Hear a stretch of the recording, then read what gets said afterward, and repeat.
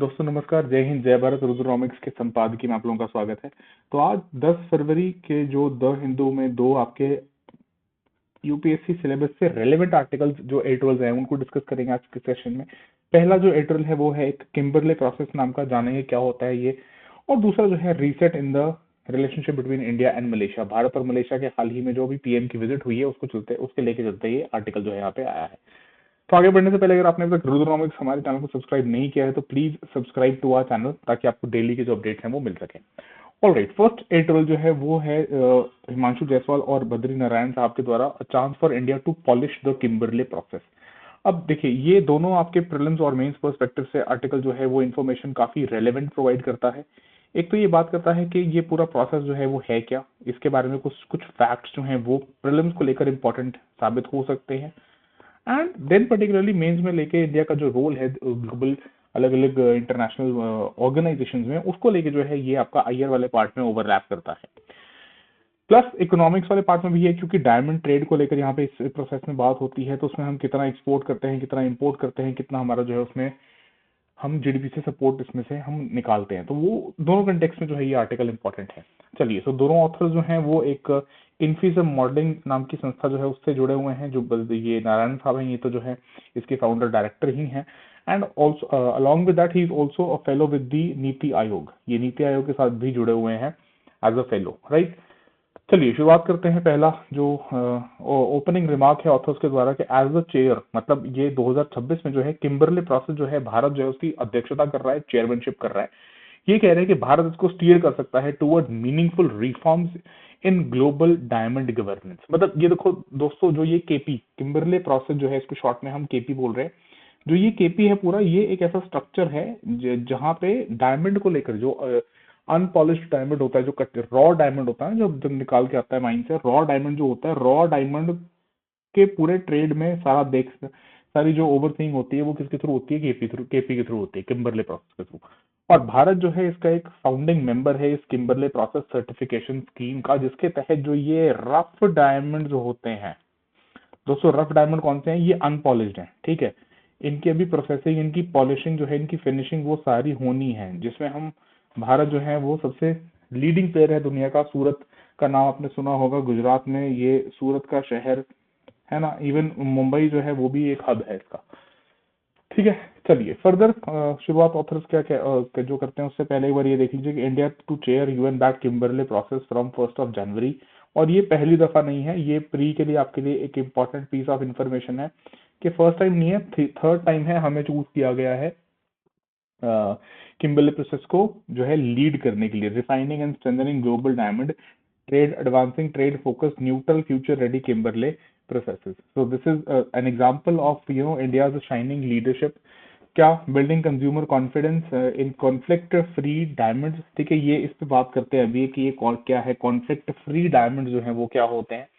साथ साथ ओवरऑल जो ये स्ट्रेंथन करना, ट्रांसपेरेंसी, अकाउंटेबिलिटी, इसको लेके क्या सुझाव जो है वो दिए जा सकते हैं। Accelerating digital certification and traceability, इसके ऊपर भी बात करेंगे। And data driven rules based compliance, इसके ऊपर भी बात करेंगे, ठीक है। तो इंपॉर्टेंटली ये जो है फैक्ट हैं इसको लेकर। चलिए, ऑथर्स ओपन कैसे करते हैं कि केपी जो है उसके प्लीनरी ने सिलेक्ट किया है भारत को to assume the chairmanship of KP for the year 2026। तो पिछले साल 25 दिसंबर से हमने इसकी वाइस चेयरमैनशिप जो है वो अज्यूम कर ली थी, और 1 जनवरी से जो है हमने पूरा फुल चेयरमैनशिप जो है अज्यूम कर ली है यहाँ पे किम्बरले प्रोसेस में।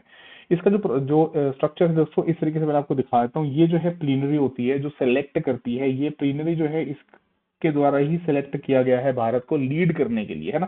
ये आपको दिख रहा होगा 60 पार्टिसिपेंट, 4+4 ऑब्जर्वर्स। और ये जो है क्या करते हैं, ये सिलेक्ट करते हैं ये केपी चेयर को। यहाँ पे इंडिया जो है 2026 के लिए भारत जो है इस स्थान पे रहने वाला है किम्बरले प्रोसेस में, बीइंग द केपी चेयर, ठीक है। वाइस चेयर का रोल हमने 25 दिसंबर 2025 को ही अज्यूम किया था, और उसके बाद हम यहाँ ट्रांजिशन करके चेयर के रोल में आ गए, ठीक है। और ये प्लीनरी जो है वो सेलेक्ट करती है, और ये तीसरी दफा हुआ है, इससे पहले 2 बार हमें ऑलरेडी चेयरमैनशिप का रोल जो है वो मिल चुका है इसके अंदर। चलिए, तो यहाँ पे क्या हो रहा है कि केपी है क्या? बेसिकली एक मल्टीनेशनल फोरम है, किस चीज के लिए? टू गवर्न करने के लिए कॉन्फ्लिक्ट डायमंड के ट्रेड्स को। दोस्तों कॉन्फ्लिक्ट डायमंड्स क्या होते हैं कि जहां पे डायमंड्स को जो है इलीगल ग्रुप्स के द्वारा, रेबल ग्रुप्स के द्वारा, इंसर्जेंट्स के द्वारा इलीगली जो है माइन करके, इलीगली जो है उसको ट्रेड करके बेच के जो है वो क्या करते हैं, पैसा कमा लेते हैं। ठीक है। So across the world to undermine और थ्रेटन लेजिटिमेट गवर्नमेंट्स के, इससे जो है वो सरकारों को, जो चुनी हुई सरकारें हैं उनको भी थ्रेटन करने, उनके काम को अंडरमाइन करने का काम करते हैं।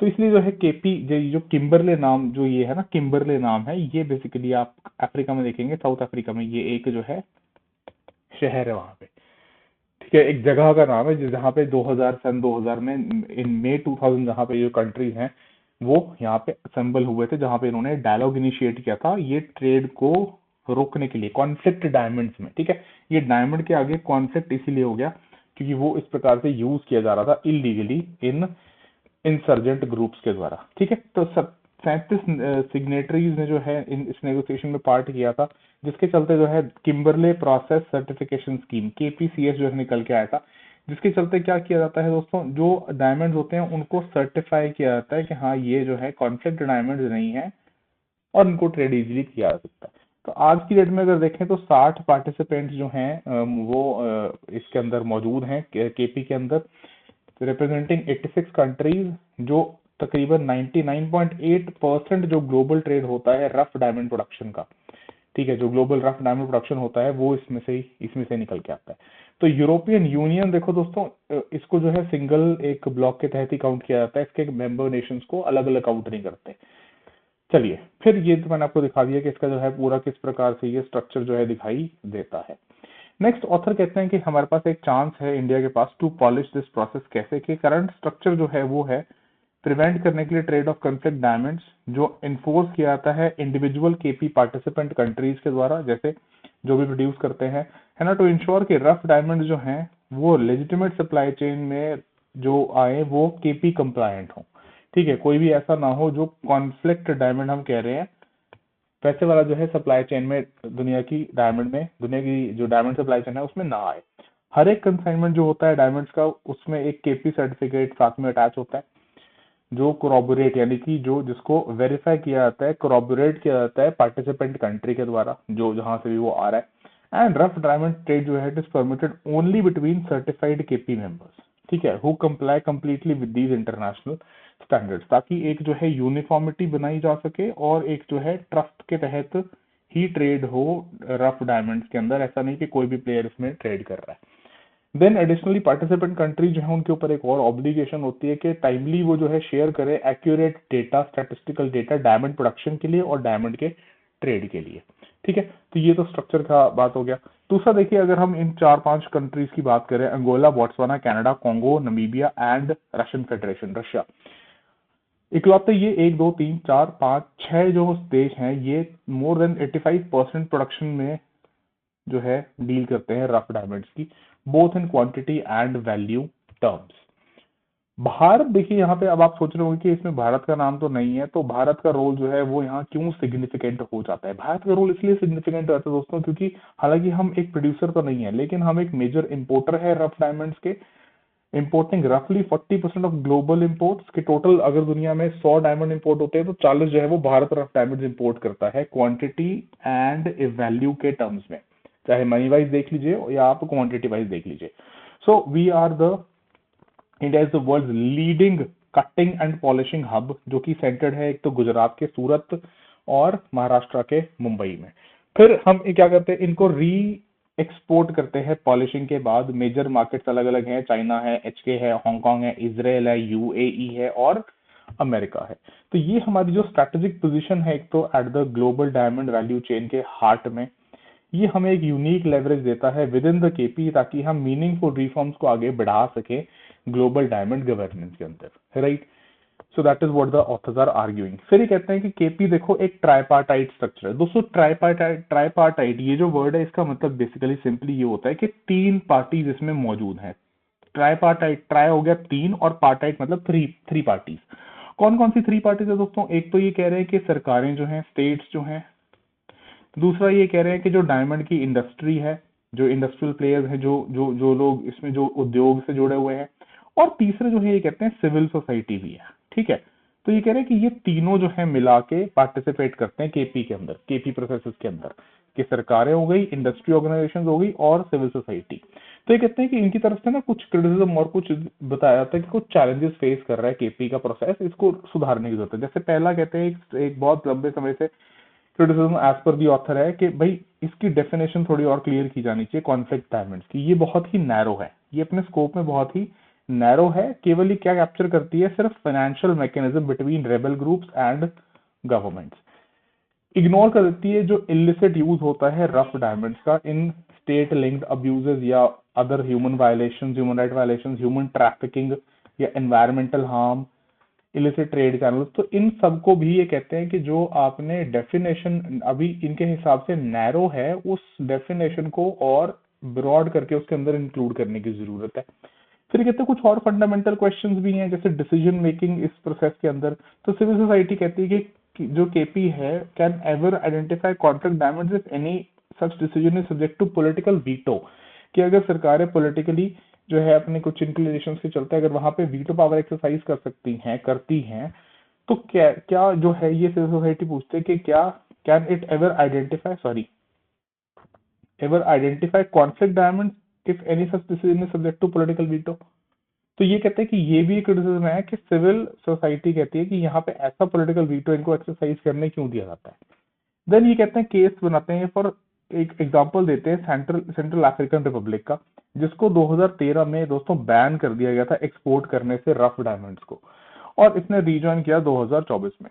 तो ये ऑथर कहते हैं ये एक ऐसा एग्जाम्पल है जो क्या दिखाता है कि कैसे जो है इट शोज दैट एम्बार्गोज का मतलब होता है जब आप किसी के ऊपर जो है कोई चीज की पाबंदी कर देते हो, ठीक है, आप उसको जो है एक तरीके से बोल सकते हो कि that you have basically you have put a restriction and you stop that player from participating. तो ये कहते हैं कि ऐसे एम्बार्गोज विदाउट स्ट्रॉन्ग सपोर्ट मेजर्स क्या करते हैं, एक वहां पे टेंडेंसी दिखती है जिससे स्मगलिंग बढ़ जाती है और वायलेंस जो है वो और बदतर हो जाती है रादर देन स्टॉपिंग इट। तो ये कहते हैं एक ज्यादा इंक्लूसिव अप्रोच जो है वो बेटर होगी in the full range of challenges communities जो है वो एक्सपीरियंस करती हैं, कि एक ज्यादा इंक्लूसिव अप्रोच जो है जिसमें आप मतलब मोटा इनका कहना ये है कि सिविल सोसाइटी को भी और इसमें आप वॉइस दो।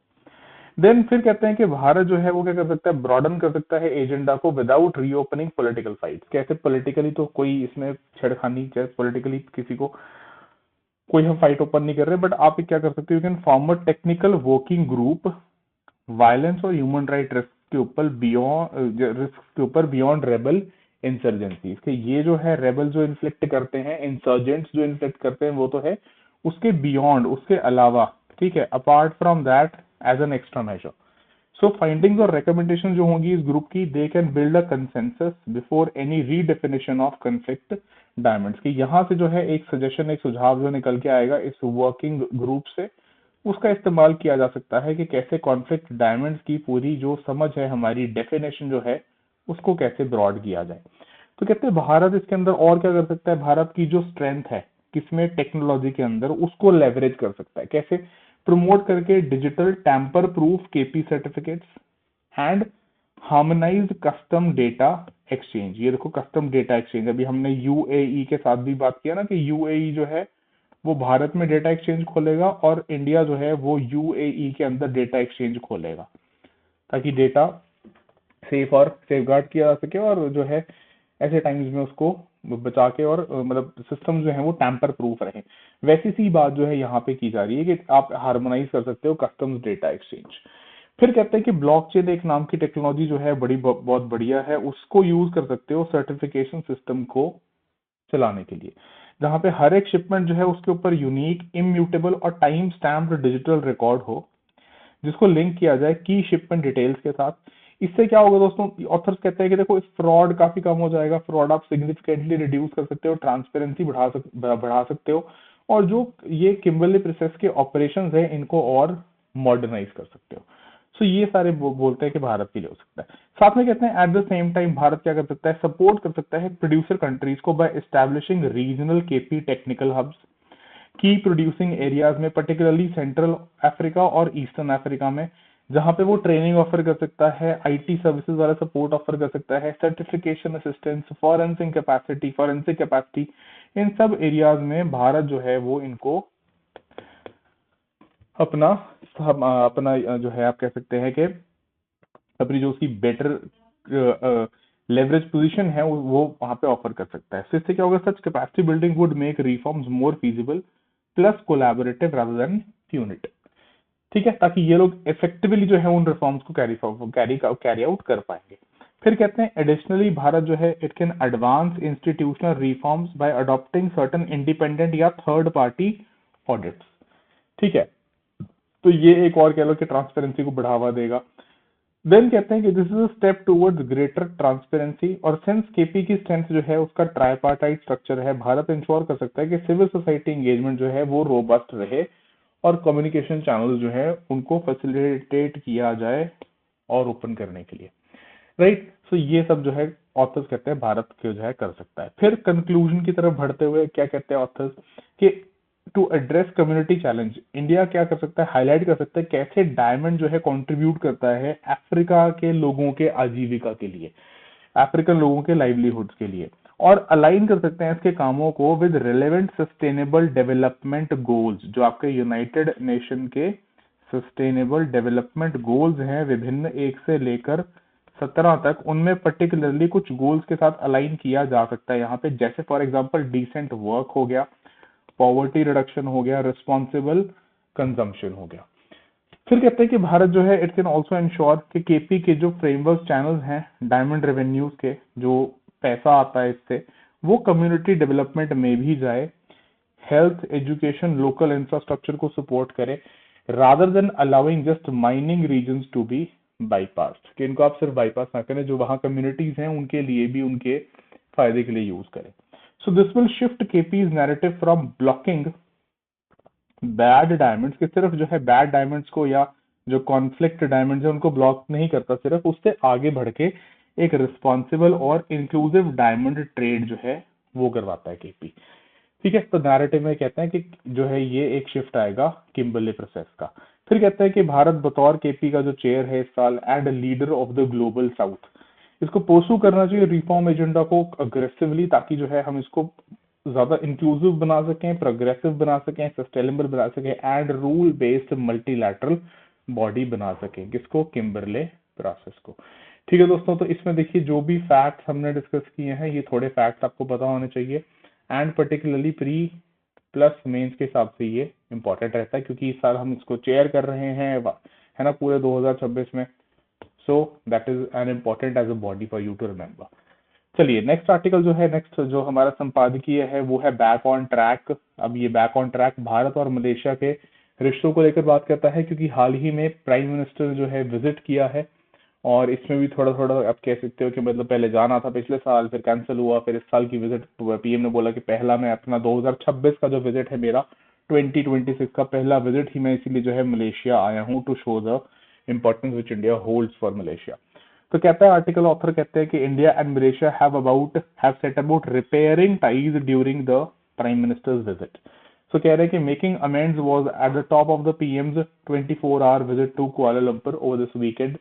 और ऑफिसर कहते हैं कि पिछली बार जो है एक प्लान ट्रिप था मलेशिया का पिछले साल का, उसको जो है कैंसिल किया गया था उसको शॉर्ट नोटिस पे to attend the ASEAN summit. ठीक है, तो एज अ रिजल्ट पीएम ने जो मैंने आपको बताया कि कहा कि he made Malaysia his first destination in the year 2026। Also जो पीएम की टॉक्स हुई, मतलब दोनों काउंटर पार्ट के बीच में, मलेशियन प्राइम मिनिस्टर एंड हमारे भारतीय प्राइम मिनिस्टर, तो मलेशियन पीएम जो है वो ऑलरेडी 2024 में जो है भारत होकर गए थे, और इस बार जो है एमओयू जो है आपके मेमोरेंडम ऑफ अंडरस्टैंडिंग है वो भी साइन किए गए थे, ताकि स्ट्रेंथन किया जा सके टाइज को। सो बीच में कुछ स्ट्रेन्स भी देखने को मिले थे, जो है मलेशिया ने खामखा नाक फंसाई थी अपनी कुछ इश्यूज में, जैसे ऑपरेशन सिंदूर था, और उससे पहले जो ये पाकिस्तान नाम की जो ये टुकड़ा जमीन का लेकर बैठी है एक फौज, इसने जो पहलगाम हमला किया था, तो मलेशिया ने वहां पे खामखा अपनी टांग घुसाते हुए जो कहा था कि हम मीडिएट करने का ऑफर करते हैं, कि इंडिया ने भारत की हमारी पोजीशन बहुत क्लियर है कि जो भी हमारा पाकिस्तान के साथ जो है मसला है वो बायलैटरल है, हमें उसमें किसी की मध्यस्थता नहीं चाहिए, हम बायलैटरली डील कर लेंगे पाकिस्तान के साथ, चाहे हम उसको पीटेंगे चाहे जो मर्जी करेंगे, सीधा कर लेंगे हम उसको। ठीक है, तो मलेशिया ने वहां टांग अड़ाई थी, तो उससे थोड़ा जो है न्यू दिल्ली और मलेशिया के बीच में जो है दिक्कतें बढ़ गई थी। ठीक है, चलिए, तो अब जो है जॉइंट स्टेटमेंट में कंडेम किया है टेररिज्म को unequivocally including cross border terrorism. साथ ही साथ इसमें काउंटर टेररिज्म कोऑपरेशन, इंटेलिजेंस और इंफॉर्मेशन शेयरिंग की बात की गई है। Coordinating positions at United Nations and Financial Action Task Force जो है उसको भी डिस्कस किया गया इस बार। फिर अदर जो और इम्पोर्टेंट डिसीजंस हैं उसमें आता है आपका मेमोरेंडम ऑफ अंडरस्टैंडिंग, एमओयू किसके ऊपर, सेमीकंडक्टर्स के ऊपर, cooperation between IIT Madras and advance semiconductor academy जो है मलेशिया का, ठीक है। साथ ही साथ टाइज को बिल्ड करने की बात की गई है, ट्रेड में, डिफेंस में, एनर्जी में, डिजिटल टेक्नोलॉजीज में, इन सबको हाईलाइट किया गया। साथ साथ ऑल्सो ध्यान रखा गया कि जो इरिटेंट्स हैं, देखिए दोस्तों डिप्लोमेसी में ये बहुत इंपॉर्टेंट हो जाता है कि जरूरी नहीं है कि आपका हर एक कंट्री के साथ, हर एक ब्लॉक के साथ, हर एक पार्टी के साथ जो है रिश्ता बिल्कुल ही विदाउट एन इरिटेंट हो। इरिटेंट का मतलब क्या होता है, जो बोन्स ऑफ कंटेंशन हैं, जो ऐसे मसले हैं जहां पे दिक्कत या जहां पे बात थोड़ी फंस सकती है, तो इरिटेंट्स को थोड़ा केयरफुली जो है देखा गया कि इसको जो है ज्यादा डिस्कस ना किया जाए पब्लिकली, पर्टिकुलरली जैसे ये ऐसे कुछ एलिमेंट्स हैं जाकिर नायक जैसे, जिनके ऊपर भारत में जो है UAPA unlawful activities prevention act के जो है चार्जेस है, मतलब ये क्रिमिनल चार्जेस फेस करता है ये व्यक्ति। चलिए साथ साथ क्या कहा गया, both side step their differences over other multilateral issues, है ना, कि जैसे decision to skip ASEAN summit despite accepting invitation के पीएम ने जो है ये समझा कि बेहतर है कि नहीं जाएं, एंड इसके चलते it also dealt a blow जो नेगोशिएशंस हो रही थी ASEAN India trade in goods agreement IT का, है ना। इसमें देखो मेन तो हमारा मुद्दा है कि आपने ये गुड्स की बात कर रहे हो, व्हाट अबाउट सर्विसेज, ठीक है। तो इसलिए ये विजिट जो है एक इम्पॉर्टेंट रिमाइंडर था भारत की कमिटमेंट का, even as New Delhi moves ahead with FTAs with Europe and the United States के, ठीक है। हम उस तरफ जो है ट्रेड डील्स कर रहे हैं मलेशिया के साथ, और आसियान के साथ भी हम चाहते हैं कि रिश्ते जो हैं वो बेहतर हों, वो सुधार की तरफ जाए। चलिए फिर कंक्लूड कैसे करते हैं, ऑथर कहते हैं कि इंडिया भारत जो है इस साल ब्रिक्स समिट जो है वो 2026 वाला उसकी अध्यक्षता करने वाला है। 2026 में चेयर भारत के पास है ब्रिक्स का। अभी हम बात करके आए हैं एक और ऑर्गेनाइजेशन केपी, उसकी चेयर भी 2026 में भारत के पास है, ब्रिक्स की भी भारत के पास है ना। तो ज्वाइंट स्टेटमेंट में कहा गया कि हम नोट करते हैं मलेशिया के जो एस्पिरेशन हैं टू बिकम अ मेंबर। अब इसमें इनको थोड़ा सा ये कह लो कि एक स्लाइटली जो कंटेंशियस पॉइंट आता है कि इंडोनेशिया जो है वो मेंबर है, मलेशिया जो है वो मेंबर अभी नहीं है, ठीक है। और इसकी एस्पिरेशंस को हम जो है we have noted that, right. So PM की जो विजिट हुई है अभी, which was welcome warmly by Malaysia, it may lead to closer coordination, है ना, but also lay the ground for closer ties between India and ASEAN region, ताकि जैसे in terms of हमारी जो शेयर्ड जोग्राफीज हैं and in dealing with larger changes in the world. तो आप ऐसे समझ के चलो दोस्तों कि जो ओवरऑल जो हमें देखने को मिल रहा है जियो पोलिटिकल रीअलाइनमेंट्स हो रही हैं, आप देख रहे हैं कि दुनिया जो है वो बायलैटरल तरीके से जो है चीजों को ज्यादा तवज्जो दे रही है, चाहे ट्रेड उसमें आपको दिखता हो बायलैटरल ट्रेड एग्रीमेंट्स, सेम चीज जो है वो मलेशिया के साथ एंड ग्रेटर आसियान जो रीजन है ना, उसके साथ जो है यहाँ पे रीसेट होती हुई एटलीस्ट मूव कर रही है फॉरवर्ड। चलिए, so that is all with respect to the second editorial. Thank you so much, आज के लिए जो है इतना ही। Please subscribe to our channel Rudranomics and also like and share the video. Thank you so much, कल मिलते हैं। जय हिंद, जय भारत।